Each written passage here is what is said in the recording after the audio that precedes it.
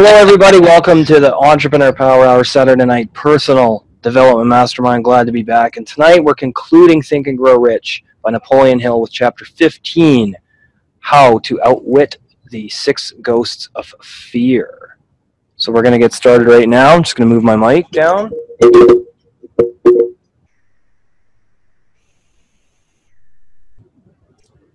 Chapter 15, How to Outwit the 6 Ghosts of Fear. Take inventory of yourself as you read this closing chapter and find out how many of the ghosts are standing in your way before you can put any portion of this philosophy into successful use. Your mind must be prepared to receive it. The preparation is not difficult. It begins with study, analysis, and understanding of 3 enemies which you shall have to clear out. These are indecision, doubt, and fear. The sixth sense will never function while these 3 negatives or any of them remain in your mind. The members of this unholy trio are closely related. Where one is found, the other 2 are close at hand. Indecision is the seedling of fear. Remember this as you read. Indecision crystallizes into doubt. The 2 blend and become fear. The blending process often is slow. This is one reason why these 3 enemies are so dangerous. They germinate and grow without their presence being observed.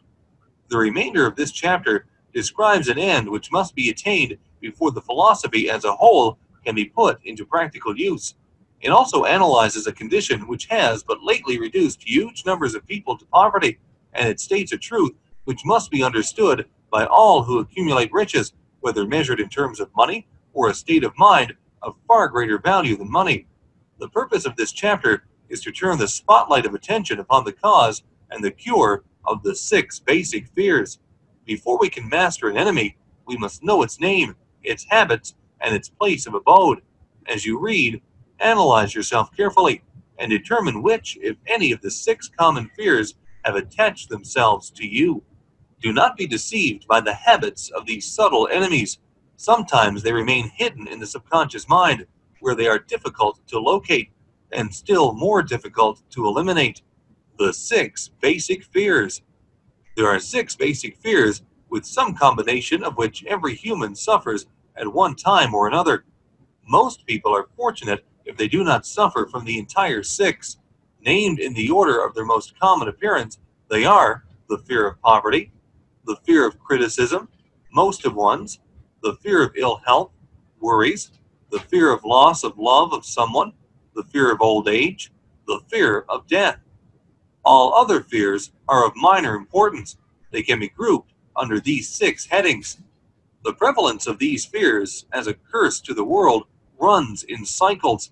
For almost 6 years while the Depression was on, we floundered in the cycle of fear of poverty. During the World War, we were in the cycle of fear of death. Just following the war, we were in the cycle of fear of ill health, as evidenced by the epidemic of disease which spread itself all over the world. Fears are nothing more than states of mind. One state of mind is subject to control and direction. Physicians, as everyone knows, are less subject to attack by disease than ordinary laymen, for the reason that physicians do not fear disease. Physicians, without fear or hesitation, have been known to physically contact hundreds of people daily who were suffering from such contagious diseases as smallpox without becoming infected. Their immunity against the disease consisted largely, if not solely, in their absolute lack of fear. Man can create nothing which he does not first conceive in the form of an impulse of thought. Following this statement comes another of still greater importance, namely, man's thought impulses begin immediately to translate themselves into their physical equivalent, whether those thoughts are voluntary or involuntary. Thought impulses which are picked up through the ether by mere chance, thoughts which have been released by other minds, may determine one's financial, business, professional, or social destiny just as surely as the thought impulses which one creates by intent and design. We are here laying the foundation for the presentation of a fact of great importance to the person who does not understand why some people appear to be lucky, while others of equal or greater ability, training, experience, and brain capacity seem destined to ride with misfortune.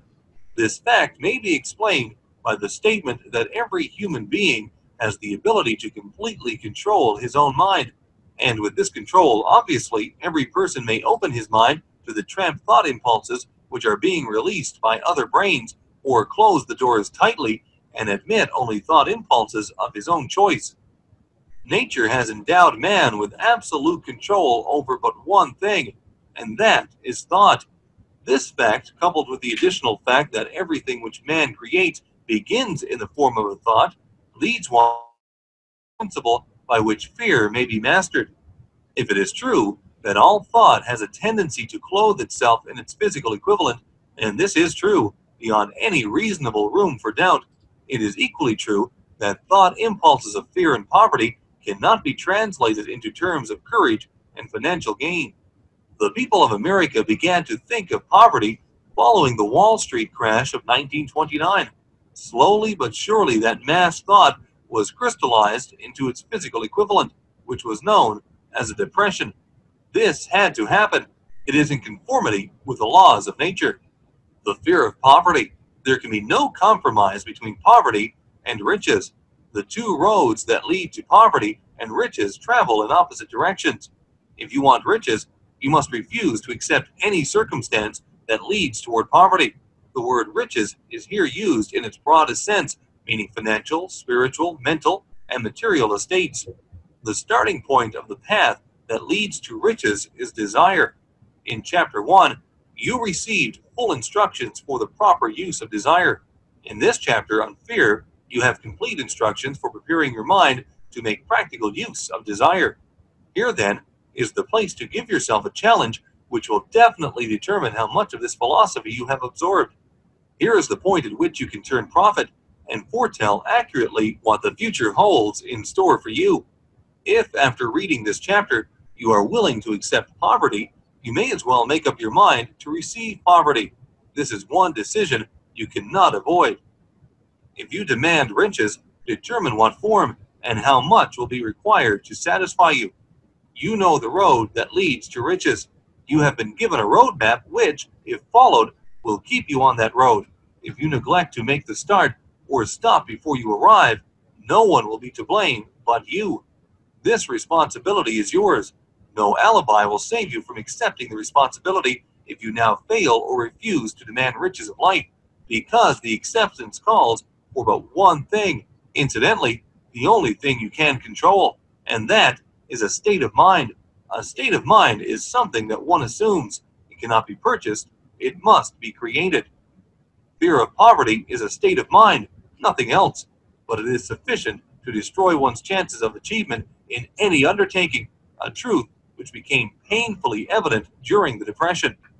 This fear paralyzes the faculty of reason, destroys the faculty of imagination, kills off self-reliance, undermines enthusiasm, discourages initiative, leads to uncertainty of purpose, encourages procrastination, wipes out enthusiasm, and makes self-control an impossibility. It takes the charm from one's personality, destroys the possibility of accurate thinking, diverts concentration of effort, it masters persistence, turns the willpower into nothingness, destroys ambition, beclouds the memory, and invites failure in every conceivable form. It kills love and assassinates the finer emotions of the heart, discourages friendship, and invites disaster in 100 forms, leads to sleeplessness, misery, and unhappiness. And all this despite the obvious truth that we live in a world of overabundance of everything the heart could desire, with nothing standing between us and our desires excepting lack of a definite purpose. The fear of poverty is without doubt the most destructive of the 6 basic fears. It has been placed at the head of the list because it is the most difficult to master. Considerable courage is required to state the truth about the origin of this fear, and still greater courage to accept the truth after it has been stated. The fear of poverty grew out of man's inherited tendency to prey upon his fellow man economically. Nearly all animals lower than man are motivated by instinct, but their capacity to think is limited. Therefore, they prey upon one another physically. Man, with his superior sense of intuition, with the capacity to think and to reason, does not eat his fellow man bodily, but gets more satisfaction of eating him financially. Man is so avaricious that every conceivable law has been passed to safeguard him from his fellow man. Of all the ages of the world of which we know anything, the age in which we live seems to be one that is outstanding because of man's money madness. A man is considered less than the dust of the earth unless he can display a fat bank account. But if he has money, never mind how he acquired it, he is a king or a big shot. He is above the law. He rules in politics. He dominates in business. And the whole world about him bows in respect when he passes. Nothing brings man so much suffering and humility as poverty. Only those who have experienced poverty understand the full meaning of this. It is no wonder that man fears poverty. Through a long line of inherited experiences, man has learned for sure that some men cannot be trusted where matters of money and earthly possessions are concerned. This is a rather stinging indictment, the worst part of it being that it is true. The majority of marriages are motivated by the wealth possessed by one or both of the contracting parties. It is no wonder, therefore, that the divorce courts are busy. So eager is man to possess wealth that he will acquire it in whatever manner he can, through legal methods if possible, through other methods if necessary or expedient. Self-analysis may disclose weaknesses which one does not like to acknowledge. This form of examination is essential to all who demand of life more than mediocrity and poverty. Remember, as you check yourself point by point, that you are both the court and the jury, the prosecuting attorney and the attorney for the defense, and that you are the plaintiff and the defendant also, that you are on trial. Face the facts squarely, ask yourself definite questions, and demand direct replies. When the examination is over, you will know more about yourself. If you do not feel that you can be an impartial judge in this self-examination, call upon someone who knows you well to serve as judge while you cross-examine yourself. You are after the truth. Get it, no matter at what cost, even though it may temporarily embarrass you. The majority of people, if asked what they fear most, would reply, "I fear nothing." The reply would be inaccurate, because few people realize that they are bound, handicapped, whipped spiritually and physically through some form of fear. So subtle and deeply seated is the emotion of fear that one may go through life burdened with it, never recognizing its presence. Only a courageous analysis will disclose the presence of this universal enemy. When you begin such an analysis, search deeply into your character. Here is a list of the symptoms for which you should look. Symptoms of the fear of poverty. Indifference, commonly expressed through lack of ambition, willingness to tolerate poverty, acceptance of whatever compensation life may offer without protest, mental and physical laziness, lack of initiative, imagination, enthusiasm, and self-control. Indecision, the habit of permitting others to do one's thinking, staying on the fence. Doubt, generally expressed through alibis and excuses designed to cover up, explain away, or apologize for one's failures, sometimes expressed in the form of envy of those who are successful or by criticizing them. Worry, usually expressed by finding fault with others, a tendency to spend beyond one's income, neglect of personal appearance, scowling and frowning, intemperance in the use of alcoholic drink, sometimes through the use of narcotics, nervousness, lack of poise, self-consciousness, and lack of self-reliance. Overcaution, the habit of looking for the negative side of every circumstance, thinking and talking of possible failure instead of concentrating upon the means of succeeding, knowing all the roads to disaster, but never searching for the plains to avoid failure, waiting for the right time to begin putting ideas and plans into action until the waiting becomes a permanent habit, remembering those who have failed and forgetting those who have succeeded, seeing the hole in the donut but overlooking the donut. Pessimism, leading to indigestion, poor elimination, auto-intoxication, bad breath, and bad disposition. Procrastination, the habit of putting off until tomorrow that which should have been done last year, spending enough time in creating alibis and excuses to have done the job. This symptom is closely related to overcaution, doubt, and worry, refusal to accept responsibility when it can be avoided, willingness to compromise rather than put up a stiff fight, compromising with difficulties instead of harnessing and using them as stepping stones to advancement, bargaining with life for a penny instead of demanding prosperity, opulence, riches, contentment, and happiness, planning what to do if and when overtaken by failure, instead of burning all bridges and making retreat impossible. Weakness of, and often total lack of self-confidence, definiteness of purpose, self-control, initiative, enthusiasm, ambition, thrift, and sound reasoning ability. Expecting poverty instead of demanding riches. Association with those who accept poverty instead of seeking the company of those who demand and receive riches. Money talks. Some will ask, why did you write a book about money? Why measure riches in dollars alone? Some will believe, and rightly so, that there are other forms of riches more desirable than money. Yes, there are riches which cannot be measured in terms of dollars, but there are millions of people who will say, give me all the money I need, and I will find everything else I want. The major reason why I wrote this book on how to get money is the fact that the world has but lately passed through an experience that left millions of men and women paralyzed with the fear of poverty. What this fear does to one was well described by Westbrook Pegler in the New York World Telegram, viz. Money is only clamshells, or metal discs, or scraps of paper, and there are treasures of the heart and soul which money cannot buy. But most people, being broke, are unable to keep this in mind and sustain their spirits. When a man is down and out on the street, unable to get a job at all, something happens to his spirit which can be observed in the droop of his shoulders, the set of his hat, his walk, and his gaze. He cannot escape a feeling of inferiority among people with regular employment, even though he knows they are definitely not his equals in character, intelligence, or ability. These people, even his friends, feel, on the other hand, a sense of superiority and regard him, perhaps unconsciously, as a casualty. He may borrow for a time, but not enough to carry on in his accustomed way, and he cannot continue to borrow very long. But borrowing in itself, when a man is borrowing merely to live, is a depressing experience, and the money lacks the power of earned money to revive his spirits. Of course, none of this applies to bums or habitual ne'er-do-wells, but only to men of normal ambitions and self-respect. Women conceal despair. Women in the same predicament must be different. We somehow do not think of women at all in considering the down-and-outers.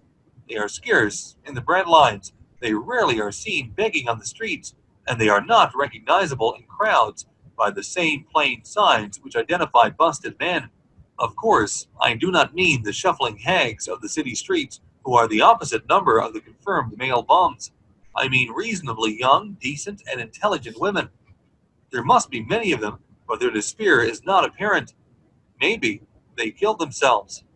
When a man is down and out, he has time on his hands for brooding. He may travel miles to see a man about a job and discover that the job is filled, or that it is one of those jobs with no base pay, but only a commission on the sale of some useless knick-knack which nobody would buy except out of pity.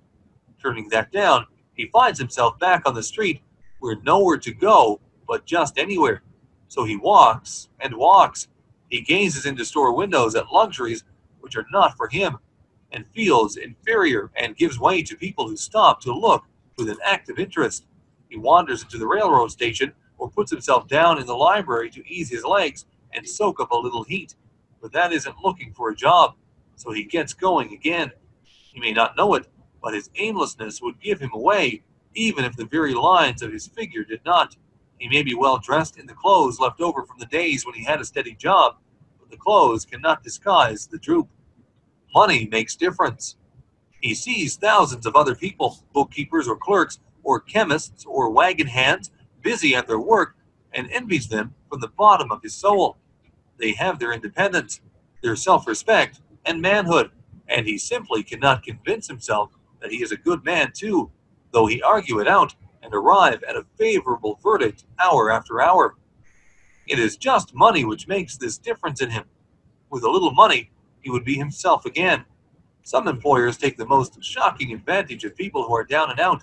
The agencies hang out little colored cards offering miserable wages to busted men, $12 a week, $15 a week.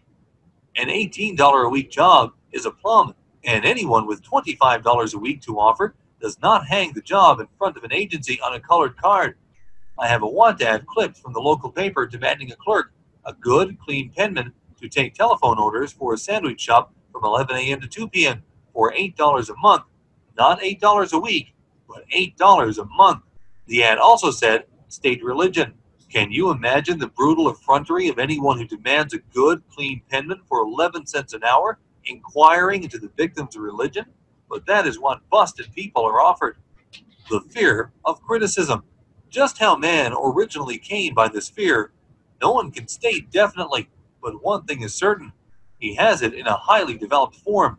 Some believe that this fear made its appearance about the time that politics became a profession. Others believe it can be traced to the age when women first began to concern themselves with styles in wearing apparel.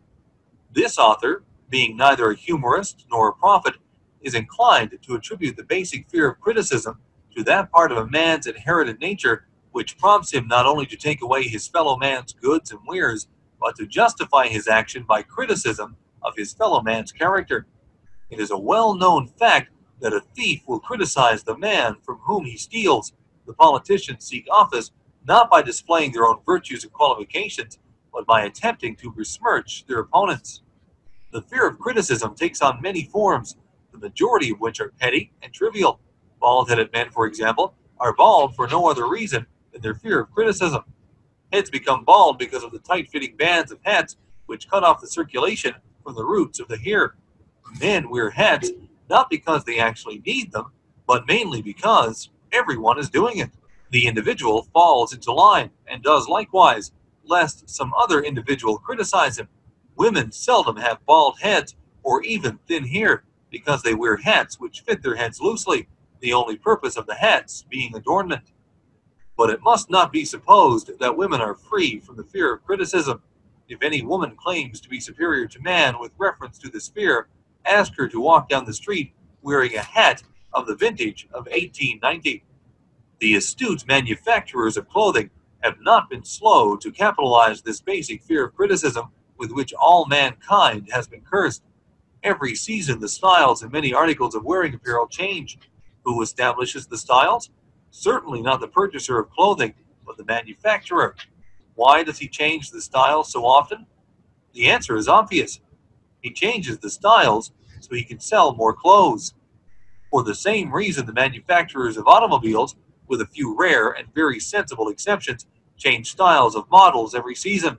No man wants to drive an automobile which is not of the latest style, although the older model may actually be the better car. We have been describing the manner in which people behave under the influence of fear of criticism as applied to the small and petty things of life. Let us now examine human behavior when this fear affects people in connection with the more important events of human relationship. Take, for example, practically any person who has reached the age of mental maturity, from 35 to 40 years of age, as a general average, and if you could read the secret thoughts of his mind, you would find a very decided disbelief in most of the fables taught by the majority of dogmatists and theologians a few decades back. Not often, however, will you find a person who has the courage to openly state his belief on this subject. Most people will, if pressed far enough, tell a lie rather than admit that they do not believe the stories associated with that form of religion which held people in bondage prior to the age of scientific discovery and education. Why does the average person, even in this day of enlightenment, shy away from denying his beliefs in the fables which were the basis of most of the religions a few decades ago? The answer is because of the fear of criticism. Men and women have been burned at the stake for daring to express disbelief in ghosts. It is no wonder we have inherited a consciousness which makes us fear criticism. The time was, and not so far in the past, when criticism carried severe punishments. It still does in some countries. The fear of criticism robs a man of his initiative, destroys his power of imagination, limits his individuality, takes away his self-reliance, and does him damage in 100 other ways. Parents often do their children irreparable injury by criticizing them. The mother of one of my boyhood chums used to punish him with a switch almost daily, always completing the job with the statement, "You'll land in the penitentiary before you are 20. He was sent to a reformatory at the age of 17. Criticism is the one form of service of which everyone has too much. Everyone has a stock of it, which is handed out gratis. whether called for or not. One's nearest relatives often are the worst offenders. It should be recognized as a crime. In reality, it is a crime of the worst nature for any parent to build inferiority complexes in the mind of a child through unnecessary criticism. Employers who understand human nature get the best there is in men, not by criticism, but by constructive suggestion. Parents may accomplish the same results with their children. Criticism will plant fear in the human heart or resentment, but it will not build love or affection. Symptoms of the fear of criticism. This fear is almost as universal as the fear of poverty, and its effects are just as fatal to personal achievement, mainly because this fear destroys initiative and discourages the use of imagination.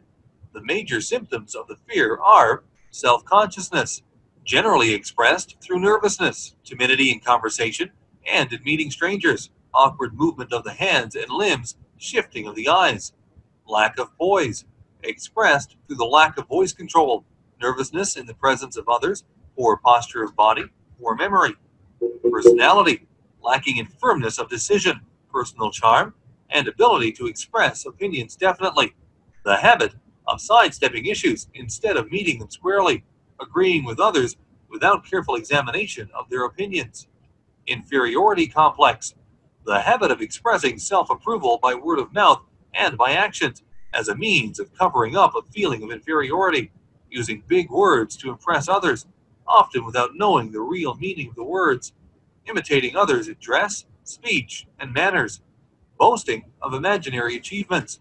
This sometimes gives a surface appearance of a feeling of superiority. Extravagance, the habit of trying to keep up with the Joneses, spending beyond one's income.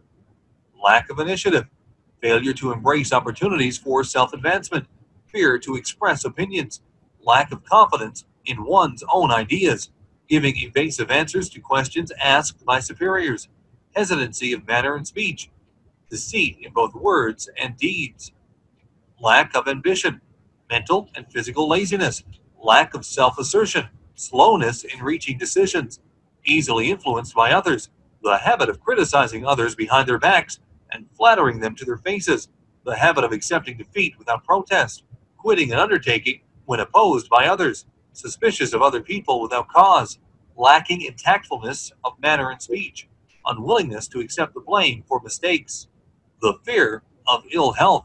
This fear may be traced to both physical and social heredity. It is closely associated as to its origin with the causes of fear of old age and the fear of death, because it leads one closely to the border of terrible worlds of which man knows not, but concerning which he has been taught some discomforting stories. The opinion is somewhat general also that certain unethical people engaged in the business of selling health have had not a little to do with keeping alive the fear of ill health. In the main, man fears ill health because of the terrible pictures which have been planted in his mind of what may happen if death should overtake him. He also fears it because of the economic toil which it may claim. A reputable physician estimated that 75% of all people who visit physicians for professional service are suffering with hypochondria, imaginary illness, which has been shown most convincingly that the fear of disease, even when there is not the slightest cause for fear, often produces the physical symptoms of the disease feared. Powerful and mighty is the human mind. It builds or it destroys, playing upon this common weakness of fear of ill health. Dispensers of patent medicines have reaped fortunes. This form of imposition upon credulous humanity became so prevalent some 20 years ago that Collier's Weekly magazine conducted a bitter campaign against some of the worst offenders in the patent medicine business. During the flu epidemic, which broke out during the World War, the mayor of New York City took drastic steps to check the damage which people were doing themselves through their inherent fear of ill health. He called in the newspapermen and said to them, "Gentlemen, I feel it necessary to ask you not to publish any scared headlines concerning the flu epidemic. Unless you cooperate with me, we will have a situation which we cannot control." The newspapers quit publishing stories about the flu, and within 1 month, the epidemic had been successfully checked. Through a series of experiments conducted some years ago, it was proved that people may be made ill by suggestion. We conducted this experiment by causing 3 acquaintances to visit the victims, each of whom asked the question, "What ails you? You look terribly ill." The first questioner usually provoked a grin, and a nonchalant, "Oh, nothing, I'm all right," from the victim. The second questioner usually was answered with the statement, "I don't know exactly, but I do feel badly." The third questioner usually met with the frank admission that the victim was actually feeling ill. Try this on an acquaintance if you doubt that it will make him uncomfortable, but do not carry the experiment too far. There is a certain religious sect whose members take vengeance upon their enemies by the hexing method. They call it placing a spell on the victim. There is overwhelming evidence that disease sometimes begins in the form of negative thought impulse. Such an impulse may be passed from one mind to another by suggestion, or created by an individual in his own mind. A man who was blessed with more wisdom than his incident might indicate once said, "When anyone asks me how I feel, I always want to answer by knocking him down." Doctors send patients into new climates for their health because a change of mental attitude is necessary. The seed of fear of ill health lives in every human mind. Worry, fear, discouragement, disappointment in love and business affairs cause this seed to germinate and grow. The recent business depression kept the doctors on the run because every form of negative thinking may cause ill health. Disappointments in business and in love stand at the head of the list of causes of fear of ill health.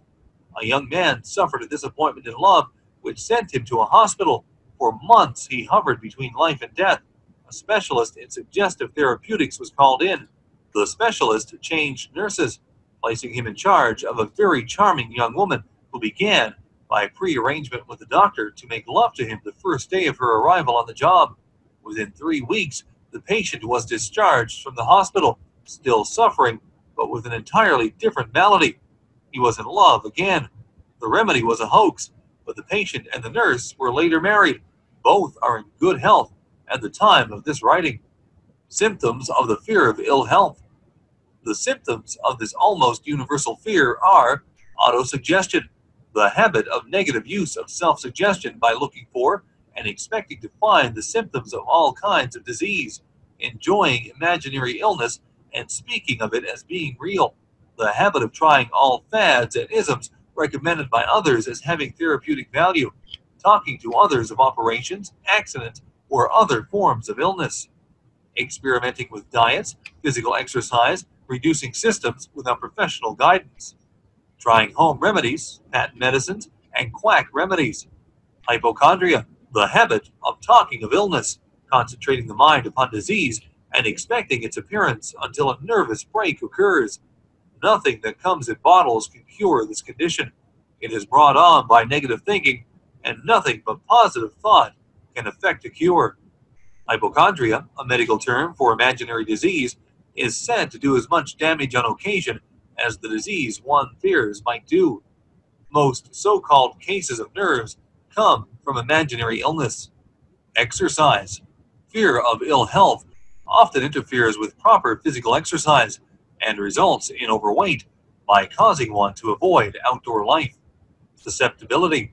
Fear of ill health breaks down nature's body resistance and creates a favorable condition for any form of disease one may contact. The fear of ill health often is related to the fear of poverty, especially in the case of the hypochondriac, who constantly worries about the possibility of having to pay doctor's bills, hospital bills, etc. This type of person spends too much time preparing for sickness, talking about death, saving money for cemetery lots and burial expenses, etc. Self-coddling. The habit of making a bid for sympathy, using imaginary illness as the lure. People often resort to this trick to avoid work. The habit of feigning illness to cover plain laziness or to serve as an alibi for lack of ambition. Intemperance. The habit of using alcohol or narcotics to destroy pains such as headaches, neuralgia, etc., instead of eliminating the cause. The habit of reading about illness and worrying over the possibility of being stricken by it. The habit of reading patent medicine advertisements. The fear of loss of love. The original source of this inherent fear needs but little description, because it obviously grew out of man's polygamous habit of stealing his fellow man's mate and his habit of taking liberties with her whenever he could. Jealousy and other similar forms of dementia praecox grew out of man's inherited fear of the loss of love of someone. This fear is the most painful of all the 6 basic fears.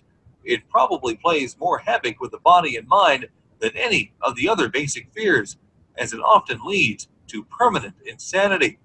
The fear of the loss of love probably dates back to the Stone Age, when men stole women by brute force. They continue to steal females, but their technique has changed. Instead of force, they now use persuasion, the promise of pretty clothes, motor cars, and other bait, much more effective than physical force. Man's habits are the same as they were at the dawn of civilization, but he expresses them differently. Careful analysis has shown that women are more susceptible to this fear than men. This fact is easily explained.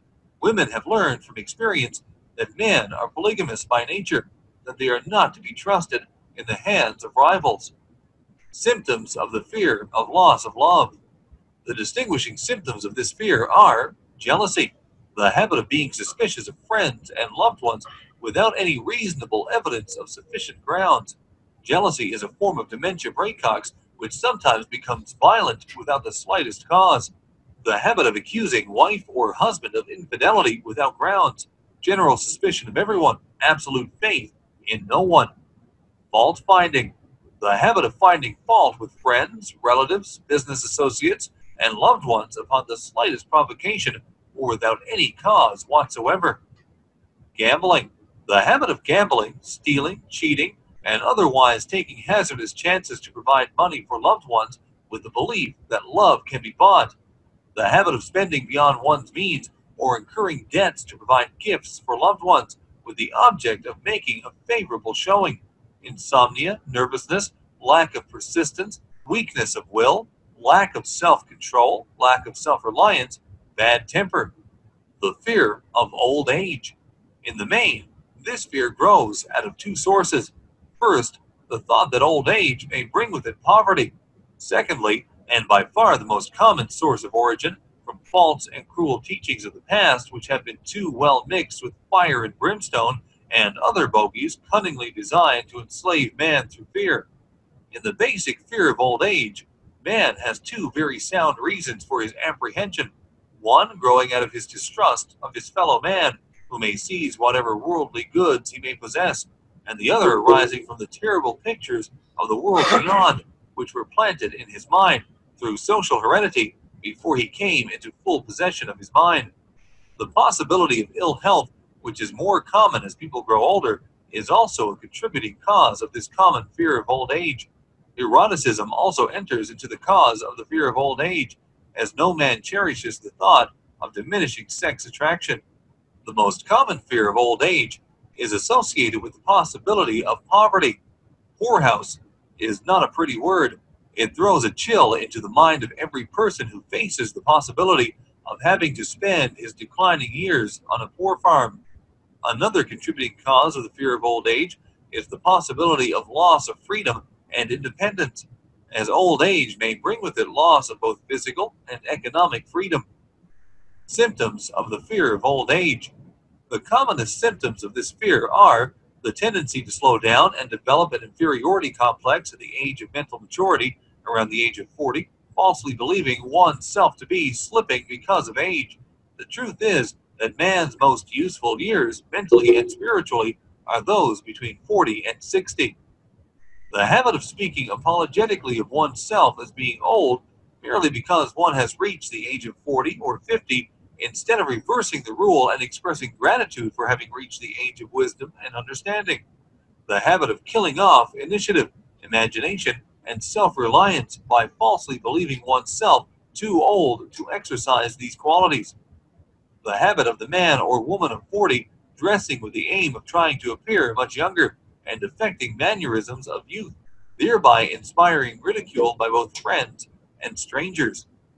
The fear of death.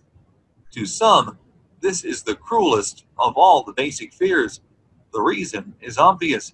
The terrible pangs of fear associated with the thought of death in the majority of cases may be charged directly to religious fanaticism. So-called heathen are less afraid of death than the more civilized. For hundreds of millions of years, man has been asking the still unanswered questions. Whence and whither? Where did I come from? And where am I going? During the darker ages of the past, the more cunning and crafty were not slow to offer the answer to these questions for a price. Witness now the major source of origin of the fear of death. Come into my tent, embrace my faith, accept my dogmas, and I will give you a ticket that will admit you straight away into heaven when you die, cries a leader of sectarianism. Remain out of my tent, says the same leader, and may the devil take you and burn you throughout eternity. Eternity is a long time. Fire is a terrible thing. The thought of eternal punishment with fire not only causes man to fear death, it often causes him to lose his reason. It destroys interest in life and makes happiness impossible. During my research, I reviewed a book entitled A Catalog of the Gods, in which were listed the 30,000 gods which man has worshipped. Think of it, 30,000 of them, represented by everything from a crawfish to a man. It is little wonder that men have become frightened at the approach of death. While the religious leader may not be able to provide safe conduct into heaven, nor by lack of such provision allow the unfortunate to descend into hell, the possibility of the latter seems so terrible that the very thought of it lays hold of the imagination in such a realistic way that it paralyzes reason and sets up the fear of death. In truth, no man knows, and no man has ever known, what heaven or hell is like, nor does any man know if either place actually exists. This very lack of positive knowledge opens the door of the human mind to the charlatan, so he may enter and control that mind with his stock of legerdemain and various brands of pious fraud and trickery. The fear of death is not as common now as it was during the age when there was no great colleges and universities. Men of science have turned the spotlight of truth upon the world, and this truth is rapidly freeing men and women from this terrible fear of death. The young men and young women who attend the colleges and universities are not easily impressed by fire and brimstone. Through the aid of biology, astronomy, geology, and other related sciences, the fears of the dark ages which gripped the minds of men and destroyed their reason have been dispelled. Insane asylums are filled with men and women who have gone mad because of the fear of death. This fear is useless. Death will come no matter what anyone may think about it. Accept it as a necessity and pass the thought out of your mind. It must be a necessity or it would not come at all. Perhaps it is not as bad as it has been pictured. The entire world is made up of only two things, energy and matter. In elementary physics, we learn that neither matter nor energy, the only two realities known to man, can be created nor destroyed. Both matter and energy can be transformed, but neither can be destroyed. Life is energy, if it is anything. If neither energy nor matter can be destroyed, of course, life cannot be destroyed. Life, like other forms of energy, may be passed through various processes of transition or change, but it cannot be destroyed. Death is mere transition.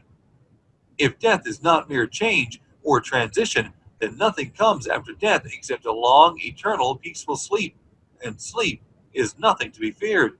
Thus, you may wipe out forever the fear of death. The symptoms of the fear of death. The general symptoms of this fear are the habit of thinking about dying instead of making the most of life, due generally to the lack of purpose or lack of suitable occupation. This fear is more prevalent among the aged, but sometimes the more youthful are victims of it. The greatest of all remedies for the fear of death is a burning desire for achievement, backed by useful service to others. A busy person seldom has time to think about dying. He finds life too thrilling to worry about death. Sometimes the fear of death is closely associated with the fear of poverty, where one's death would leave loved ones poverty-stricken. In other cases, the fear of death is caused by illness and the consequent breaking down of physical body resistance. The commonest causes of the fear of death are ill health, poverty, lack of appropriate occupation, disappointment over love, insanity, religious fanaticism. Old man worry. Worry is a state of mind based upon fear. It works slowly but persistently. It is insidious and subtle. Step by step, it digs itself in, until it paralyzes one's reasoning faculty, destroys self-confidence and initiative. Worry is a form of sustained fear caused by indecision. Therefore, it is a state of mind which can't be controlled. An unsettled mind is helpless. Indecision makes an unsettled mind. Most individuals lack the willpower to reach decisions promptly and to stand by them after they have been made, even during normal business conditions. During periods of economic unrest, such as the world recently experienced, the individual is handicapped, not alone by his inherent nature to be slow at reaching decisions, but he is influenced by the decision of others around him who have created a state of mass indecision. During the Depression, the whole atmosphere all over the world was filled with fearenza and worryitis, the two mental disease germs which began to spread themselves after the Wall Street frenzy in 1929. There is only one known antidote for these germs. It is the habit of prompt and firm decision. Moreover, it is an antidote which every individual must apply for himself. We do not worry over conditions once we have reached a decision to follow a definite line of action. I once interviewed a man who was to be electrocuted 2 hours later. The condemned man was the calmest of some 8 men who were in the death cell with him. His calmness prompted me to ask how it felt to know that he was going into eternity in a short while. With a smile of confidence on his face, he said, "It feels fine. Just think, brother, my troubles will soon be over. I have had nothing but trouble all my life. It has been a hardship to get food and clothing. Soon, I will not need these things. I had felt fine ever since I learned for certain that I must die. I made up my mind then to accept my fate in good spirit." As he spoke, he devoured a dinner of proportions sufficient for 3 men, eating every mouthful of the food brought to him, and apparently enjoying it as much as if no disaster awaited him. Decision gave this man resignation to his fate. Decision can also prevent one's acceptance of undesired circumstances. The 6 basic fears become translated into a state of worry through indecision. Relieve yourself forever of the fear of death by reaching a decision to accept death as an inescapable event. Whip the fear of poverty by reaching a decision to get along with whatever wealth you can accumulate without worry. Put your foot upon the neck of the fear of criticism by reaching a decision not to worry about what other people think, do, or say. Eliminate the fear of old age by reaching a decision to accept it, not as a handicap, but as a great blessing which carries with it wisdom, self-control, and understanding not known to youth. Acquit yourself of the fear of ill health by the decision to forget symptoms. Master the fear of loss of love by reaching a decision to get along without love if that is necessary. Kill the habit of worry in all its forms by reaching a general blanket decision that nothing which life has to offer is worth the price of worry. With this decision will come poise, peace of mind, and calmness of thought, which will bring happiness. A man whose mind is filled with fear not only destroys his own chances of intelligent action, but he transmits these destructive vibrations to the minds of all who come into contact with him and destroys all their chances. Even a dog or a horse knows when its master lacks courage. Moreover, a dog or a horse will pick up the vibrations of fear thrown off by its master and behave accordingly. Lower down the line of intelligence in the animal kingdom, one finds this same capacity to pick up the vibrations of fear. A honeybee immediately senses fear in the mind of a person. For reasons unknown, a bee will sting the person whose mind is releasing vibrations of fear much more readily than it will molest the person whose mind registers no fear. The vibrations of fear pass from one mind to another just as quickly and as surely as the sound of the human voice passes from the broadcasting station to the receiving set of a radio by the self-same medium. Mental telepathy is a reality. Thoughts pass from one mind to another voluntarily, whether or not this fact is recognized by either the person releasing the thoughts or the person who picks up those thoughts. The person who gives expression by word of mouth to negative or destructive thoughts is practically certain to experience the results of those words in the form of a destructive kickback. The release of destructive thought impulses alone, without the aid of words, produces also a kickback in more ways than one. First of all, and perhaps most important to be remembered, the person who releases thoughts of a destructive nature must suffer damage through the breaking down of the faculty of creative imagination. Secondly, the presence in the mind of any destructive emotion develops a negative personality, which repels people and often converts them into antagonists. The third source of damage to the person who entertains or releases negative thoughts lies in this significant fact. These thought impulses are not only damaging to others, but they embed themselves into the subconscious mind of the person releasing them, and there become a part of his character. One is never through with a thought merely by releasing it. When a thought is released, it spreads in every direction through the medium of the ether, but it also plants itself permanently in the subconscious mind of the person releasing it. Your business in life is presumably to achieve success. To be successful, you must find peace of mind, acquire the material needs of life, and above all, attain happiness. All of these evidences of success begin in the form of thought impulses. You may control your own mind. You have the power to feed it whatever thought impulses you choose. With this privilege goes also the responsibility of using it constructively. You are the master of your own earthly destiny, just as surely as you have the power to control your own thoughts. You may influence, direct, and eventually control your own environment, making your life what you want it to be, or you may neglect to exercise the privilege which is yours to make your life to order, thus casting yourself upon the broad sea of circumstance, where you will be tossed hither and yon like a chip on the waves of the ocean. The devil's workshop, the seventh basic evil. In addition to the 6 basic fears, there is another evil by which people suffer. It constitutes a rich soil in which the seeds of failure grow abundantly. It is so subtle that its presence is often not detected. This affliction cannot properly be classed as a fear. It is more deeply seated and more often fatal than all of the 6 fears. For want of a better name, let us call this evil susceptibility to negative influences. Men who accumulate great riches always protect themselves against this evil. The poverty-stricken never do. Those who succeed in any calling must prepare their minds to resist the evil. If you are reading this philosophy for the purpose of accumulating riches, you should examine yourself very carefully and determine whether you are susceptible to negative influences. If you neglect this self-analysis, you will forfeit your right to attain the object of your desires. Make the analysis searching. After you read the questions prepared for this self-analysis, hold yourself to a strict accounting in your answers.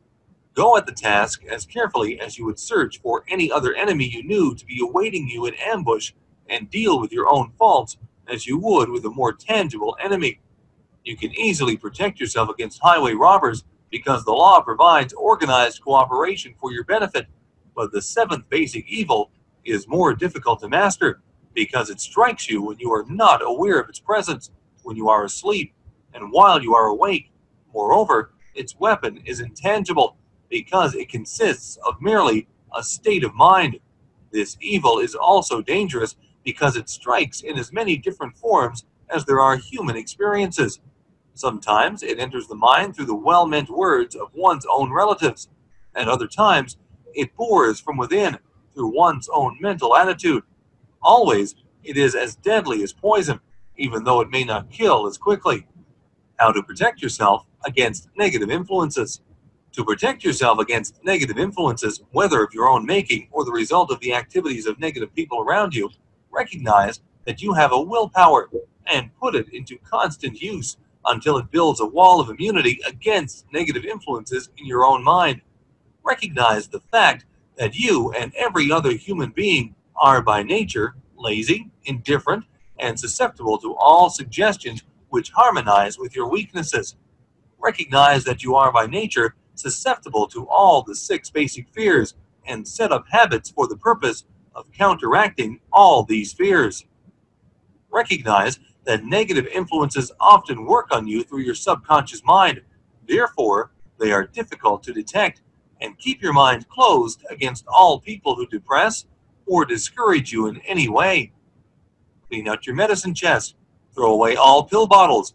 and stop pandering to colds, aches and pains, and imaginary illness. Deliberately seek the company of people who influence you to think and act for yourself. Do not expect troubles, as they have a tendency not to disappoint. Without doubt, the most common weakness of all human beings is the habit of leaving their minds open to the negative influence of other people. This weakness is all the more damaging because most people do not recognize that they are cursed by it, and many who acknowledge it neglect or refuse to correct the evil until it becomes an uncontrollable part of their daily habits. To aid those who wish to see themselves as they really are, the following list of questions has been prepared. Read the questions and state your answers aloud so you can hear your own voice. This will make it easier for you to be truthful with yourself. Self-analysis test questions. Do you complain often of feeling bad? And if so, what is the cause? Do you find fault with other people at the slightest provocation?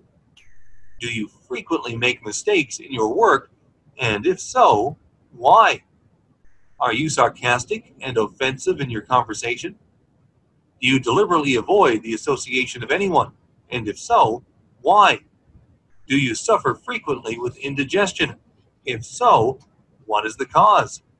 Does life seem futile and the future hopeless to you? If so, why? Do you like your occupation? If not, why? Do you often feel self-pity? And if so, why? Are you envious of those who excel you? To which do you devote most time? Thinking of success or of failure? Are you gaining or losing self-confidence as you grow older? Do you learn something of value from all mistakes? Are you permitting some relative or acquaintance to worry you? If so, why? Are you sometimes in the clouds and at other times in the depths of despondency? Who has the most inspiring influence upon you? What is the cause? Do you tolerate negative or discouraging influences which you can avoid? Are you careless of your personal appearance? If so, when and why? Have you learned how to drown your troubles by being too busy to be annoyed by them? Would you call yourself a spineless weakling if you permitted others to do your thinking for you? Do you neglect internal bathing until auto-intoxication makes you ill-tempered and irritable? How many preventable disturbances annoy you? And why do you tolerate them? Do you resort to liquor, narcotics, or cigarettes to quiet your nerves? If so, why do you not try willpower instead? Does anyone nag you? And if so, for what reason? Do you have a definite major purpose? And if so, what is it? And what plan have you for achieving it? Do you suffer from any of the 6 basic fears? If so, which ones? Have you a method by which you can shield yourself against the negative influence of others? Do you make deliberate use of autosuggestion to make your mind positive? Which do you value most, your material possessions or your privilege of controlling your own thoughts? Are you easily influenced by others against your own judgment? Has today added anything of value to your stock of knowledge or state of mind? Do you face squarely the circumstances which make you unhappy or sidestep the responsibility? Do you analyze all mistakes and failures and try to profit by them? Or do you take the attitude that this is not your duty? Can you name 3 of your most damaging weaknesses? What are you doing to correct them? Do you encourage other people to bring their worries to you for sympathy? Do you choose from your daily experiences, lessons, or influences which aid in your personal advancement? Does your presence have a negative influence on other people as a rule? What habits of other people annoy you most? Do you form your own opinions or permit yourself to be influenced by other people? Have you learned how to create a mental state of mind with which you can shield yourself against all discouraging influences? Does your occupation inspire you with faith and hope? Are you conscious of possessing spiritual forces of sufficient power to enable you to keep your mind free from all forms of fear? Does your religion help you to keep your mind positive? Do you feel it your duty to share other people's worries? If so, why?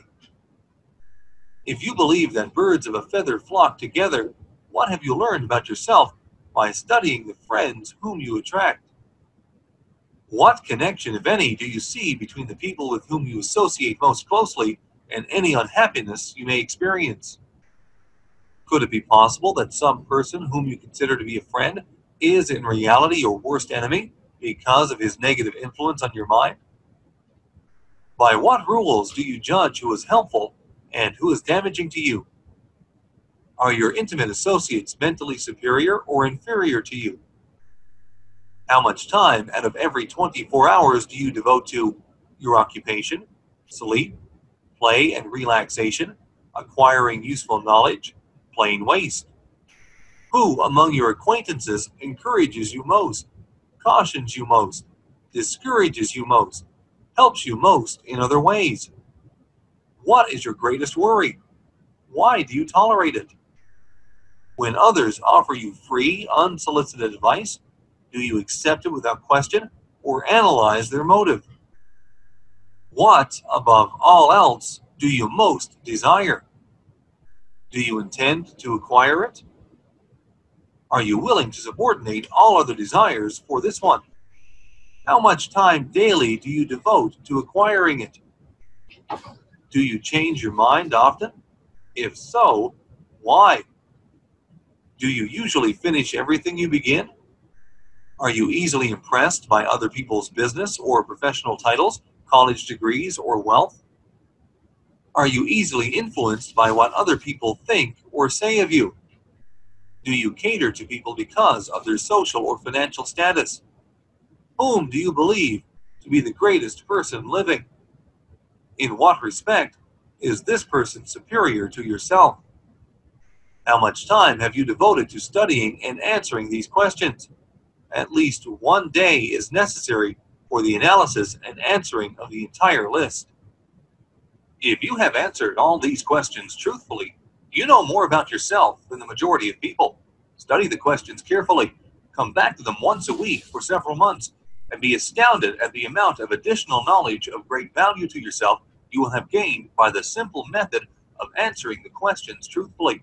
If you are not certain concerning the answers to some of the questions, seek the counsel of those who you know well, especially those who have no motive in flattering you, and see yourself through their eyes. The experience will be astonishing. You have absolute control over but one thing, and that is your thoughts. This is the most significant and inspiring of all facts known to man. It reflects man's divine nature. This divine prerogative is the sole means by which you may control your own destiny. If you fail to control your own mind, you may be sure you will control nothing else. If you must be careless with your possessions, let it be in connection with material things. Your mind is your spiritual estate. Protect and use it with the care to which divine royalty is entitled. You were given a willpower for this purpose.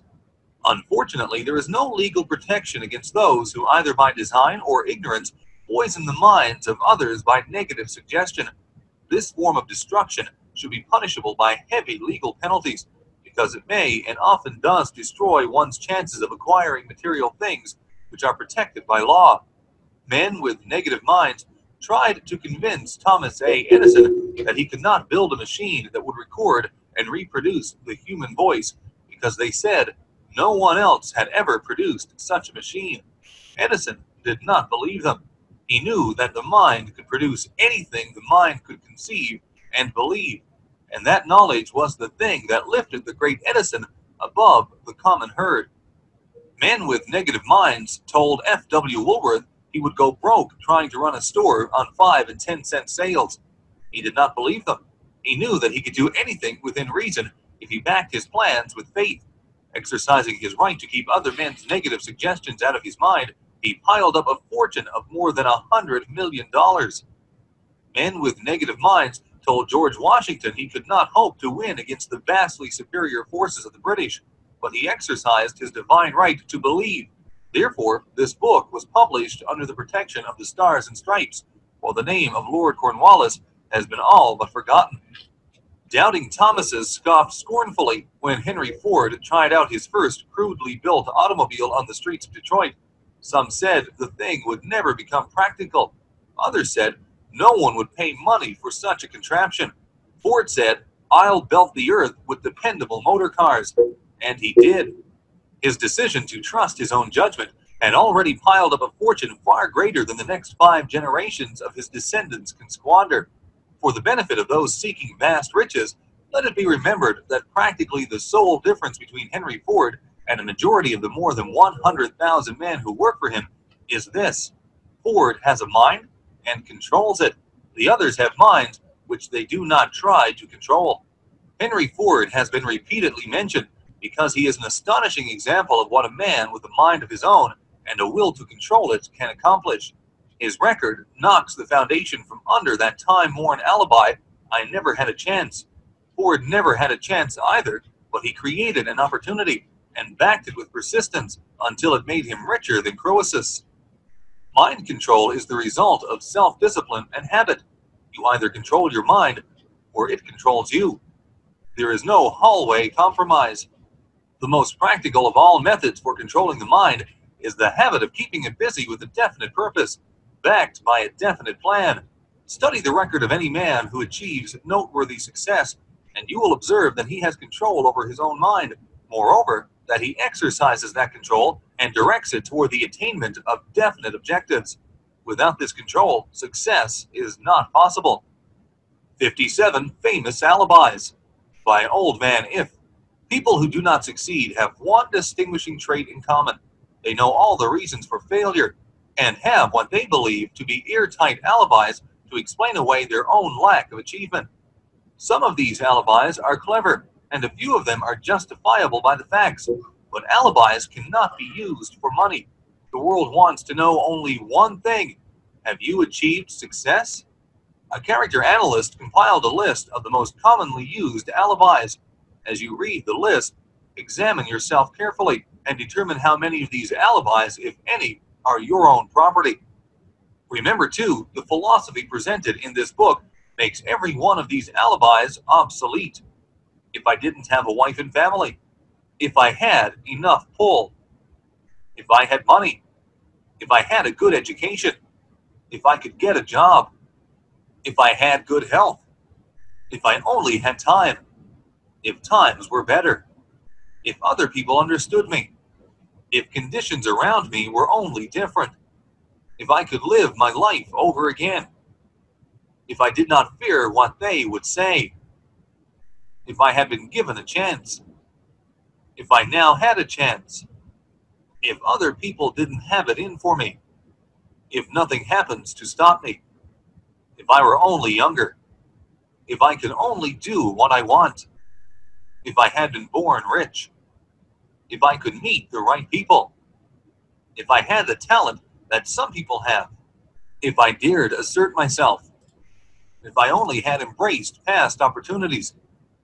if people didn't get on my nerves, if I didn't have to keep house and look after the children, if I could save some money, if the boss only appreciated me, if I only had somebody to help me, if my family understood me, if I lived in a big city, if I could just get started, if I were only free, if I had the personality of some people, if I were not so fat, if my talents were known, if I could just get a break, if I could only get out of debt, if I hadn't failed, if I only knew how, if everybody didn't oppose me, if I didn't have so many worries, if I could marry the right person, if people weren't so dumb, if my family were not so extravagant, if I were sure of myself,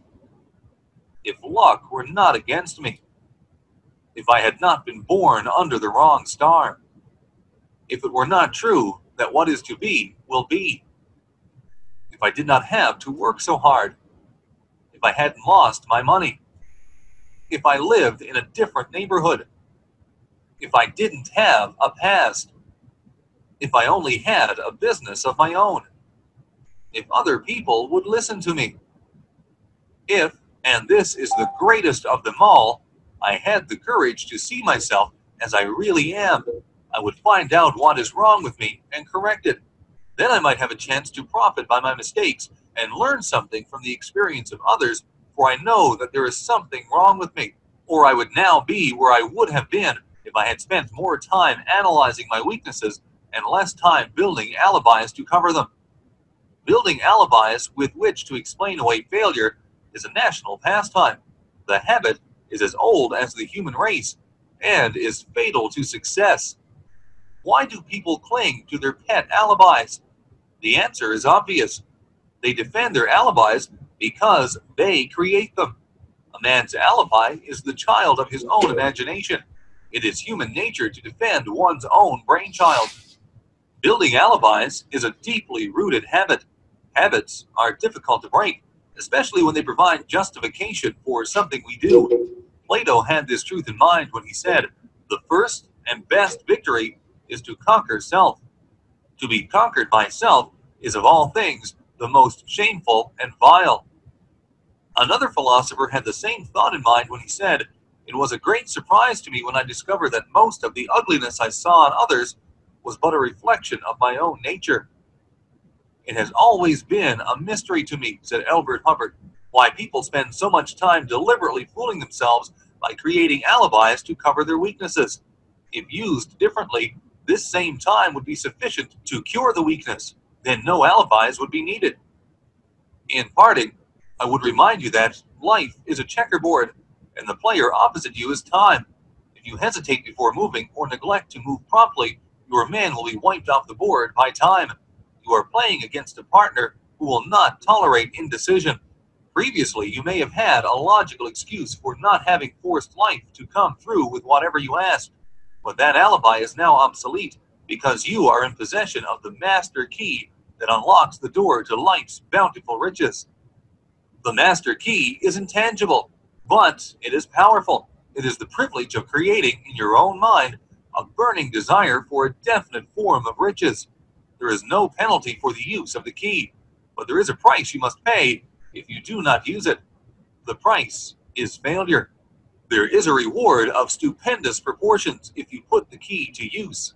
It is the satisfaction that comes to all who conquer self and force life to pay whatever is asked. The reward is worthy of your effort. Will you make the start and be convinced? If we are related, said the immortal Emerson, we shall meet. In closing, may I borrow his thought and say, if we are related, we have, through these pages, met. The end.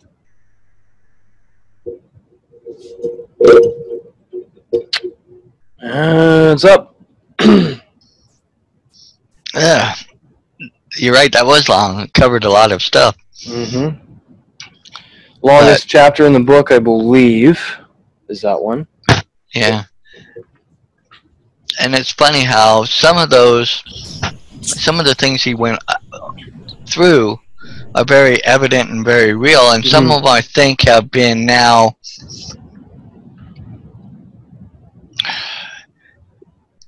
I don't think they're exactly the same the way he described them. I think they've rooted down more deeper, into certain things and stuff.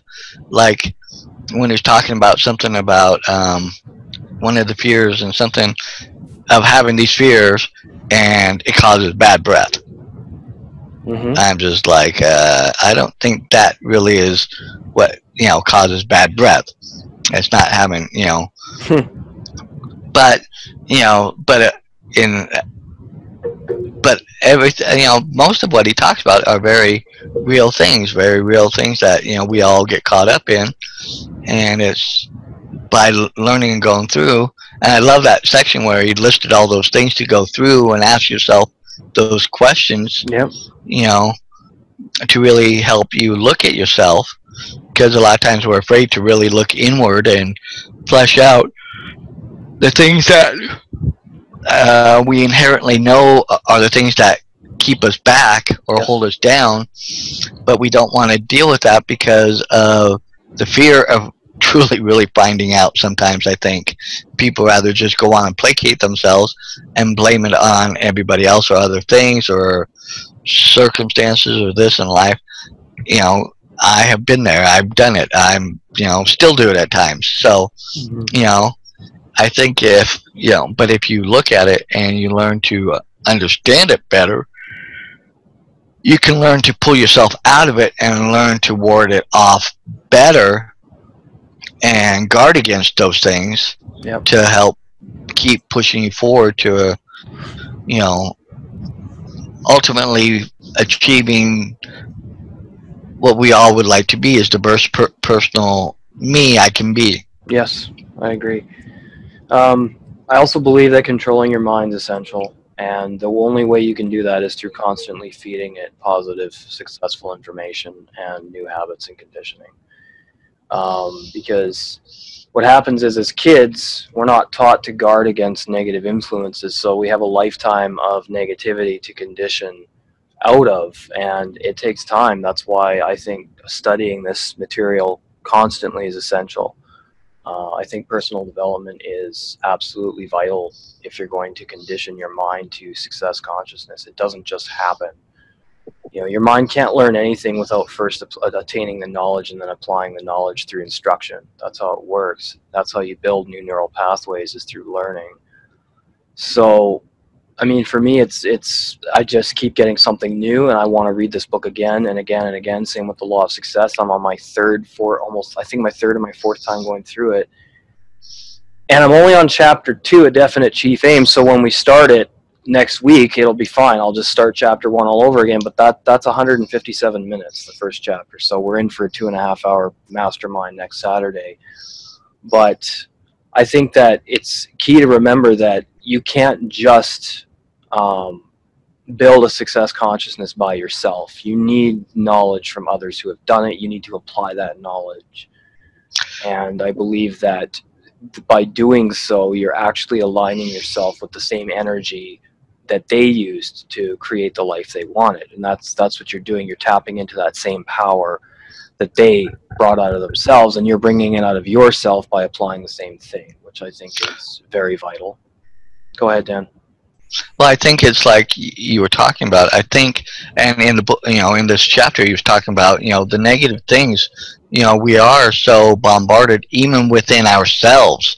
We are, you know, constantly bombarding ourselves, even though we know better, and I think we know we shouldn't be doing that. We do still do it, and by aligning ourselves up with other people who have learned and have gained a better understanding and better control, because I think it's always a lifelong thing. It's not ever, you're not gonna, I don't think you're ever going to be fully 100% in control, just because of our humanness, and we are human, and we have our moments of letdown, you know, when we let things in and stuff. But the more we surround ourselves with people who, even though we may be here and they're up here right now, we can bring ourselves back up to here by getting around them and surrounding ourselves and changing those thought processes. So that way, when we're up here and somebody else is down here, we can do the same thing for them and keep them, and keep people going in a positive loop, working towards their, whatever their dreams, goals and stuff, and working towards that and building that up. Basically goes back to edifying, building people up, putting that positive thing into them, and then thereby by putting that positive thing out, you also are putting it in yourself too, and it helps keep you up at that same level. But if you get yourself into that negative area, go into a negative area, then you get around other people that are kind of negative, or you stew in it, you know, it really builds, and it gets to be deeper and darker and stuff. Same thing the other way. If you get into the positiveness and go with the positive and continue and connected, and in that, you stay in that positive, and that grows and gets even more. So I think it's learning to understand that balance and know when you're in that negative, and how to get yourself back out of it. Yeah, I think that's important. Very important. Cream? I like what Dan said because I'm going to piggyback off of it a little bit. There is a part which you can't control, and there's certain events in your mind that are going to go, and then it's going to be difficult to hold on to. However, what you can do, and what I really like when Zig Ziglar said, is you wouldn't let someone come into your house and throw a bag of garbage down on there and then walk away. I don't think I would. I don't think you guys would either. But why do we let other people do that to our minds? And then Kareem, you got cut off.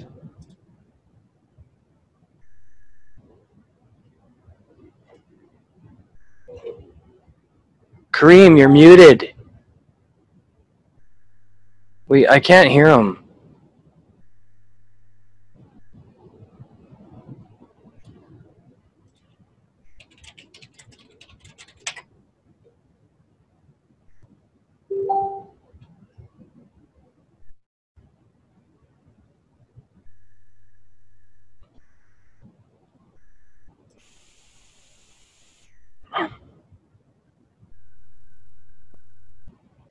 oh, I just had to plug my mic in.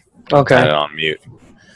Well, I was going to say, I was going to piggyback off of Dan and saying there's some things you can't control with the mind, but what I would say is, like Zig Ziglar said, you wouldn't let somebody come into your house and throw garbage in your living room.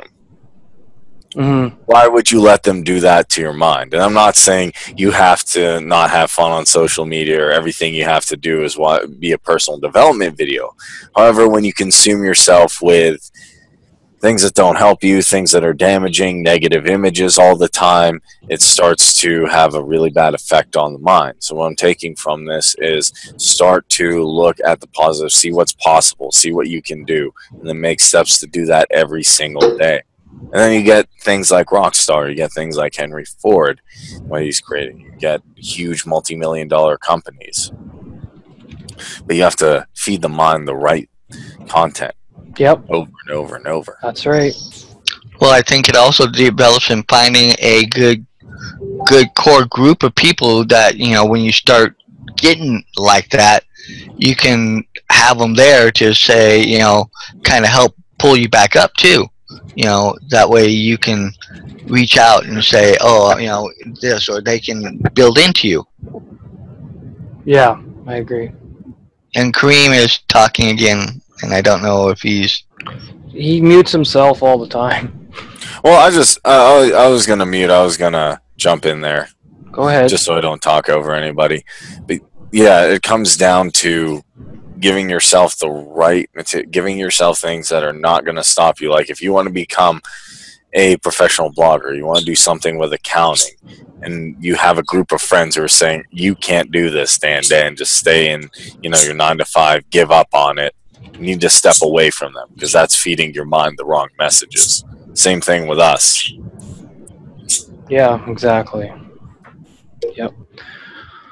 All right, well, I want to thank everybody for being here tonight, and we're going to conclude tonight's mastermind, and we're going to be getting started with, well, Kareem, do you have something in mind for next week?